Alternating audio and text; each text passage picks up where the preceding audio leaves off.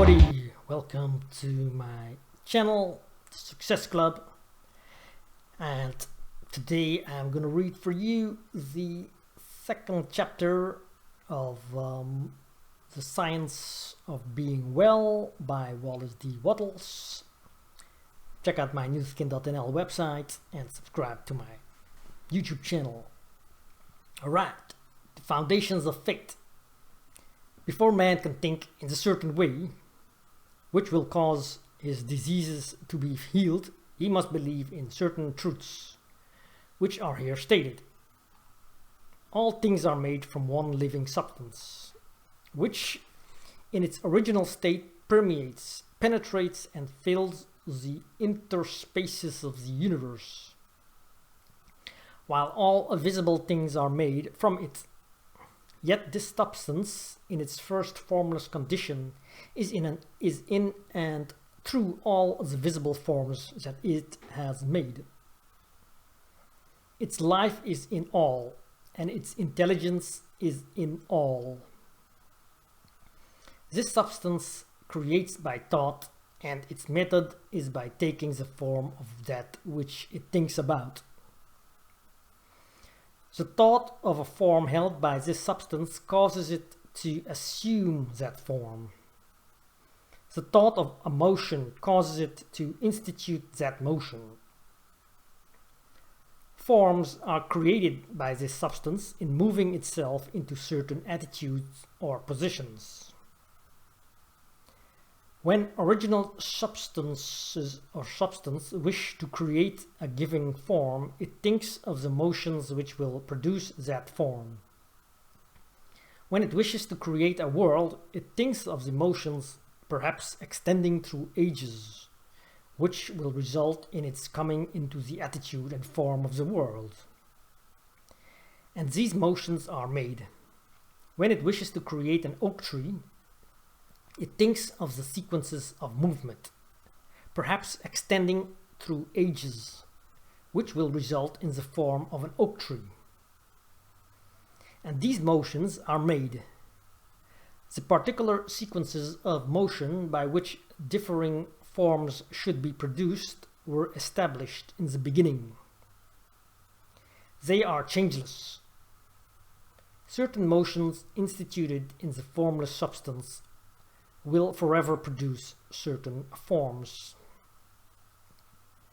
Man's body is formed from the original substance and is the result of certain motions, which first existed as thoughts of original substance. The motions which produce, renew, and repair the body of man are called functions. And these functions are of two classes, voluntary and involuntary. The involuntary functions are under the control of the principle of health in man and are performed in a perfectly healthy manner so long as man thinks in a certain way. The voluntary functions of life are eating, drinking, breathing, and sleeping. These, entirely or in part, are under the direction of man's conscious mind, and he can perform them in a perfectly healthy way, if he will. If he does not perform them in a healthy way, he cannot long be well. So we see that if man thinks in a certain way and eats, drinks, breathes, and sleeps in a corresponding way, he will be well. The involuntary functions of man's life are under the direct control of the principle of health. And so long as man thinks in a perfectly healthy way, these functions are perfectly performed. For the action of the principle of health is largely directed by man's conscious thought, affecting his subconscious mind. Man is a thinking center, capable of originating thoughts. And as he does not know everything, he makes mistakes and thinks error. Not knowing everything, he believes things to be true which are not true. Man holds in his thought the idea of diseased and abnormal functioning and conditions, and so perverts the action of the principle of health, causing diseased and abnormal functioning and conditions within his own body. In the original substance there are held only the thoughts of perfect motion, perfect and healthy function, complete life. God never thinks disease or imperfection, but for countless ages men have held thoughts of disease, abnormality, old age and death, and the perverted functioning resulting from these thoughts has become a part of the inheritance of the race.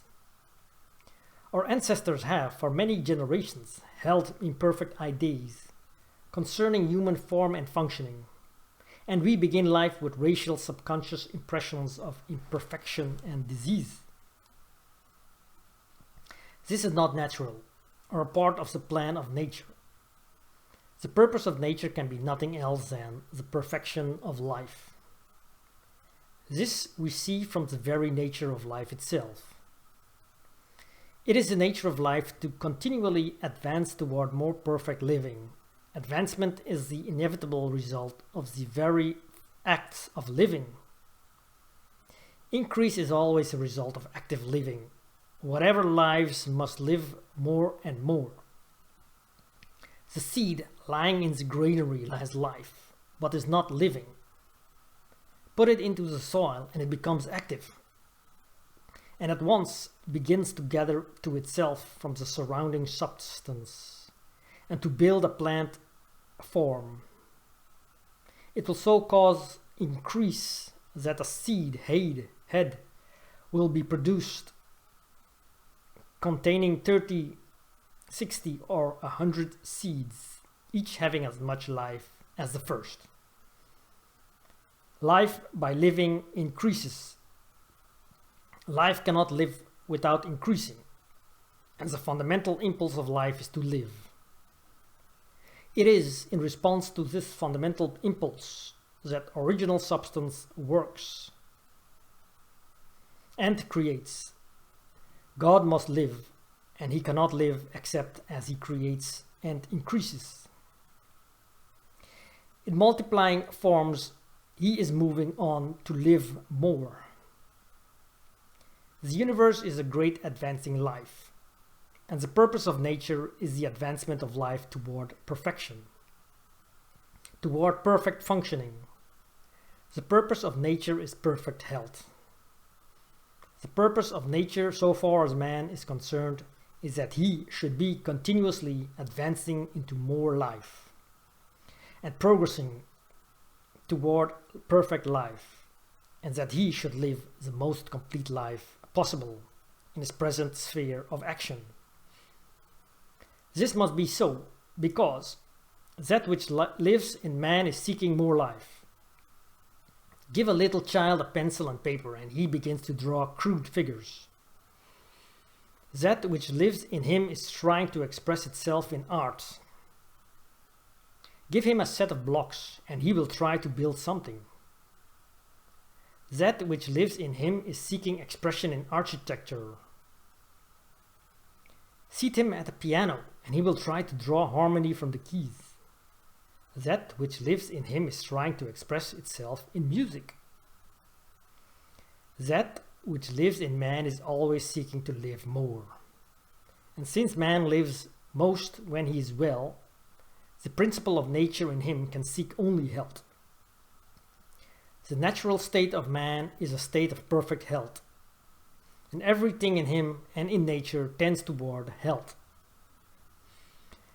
Sickness can have no place in the thought of original substance, for it is by its own nature continually impelled towards the fullest and most perfect life, therefore toward health.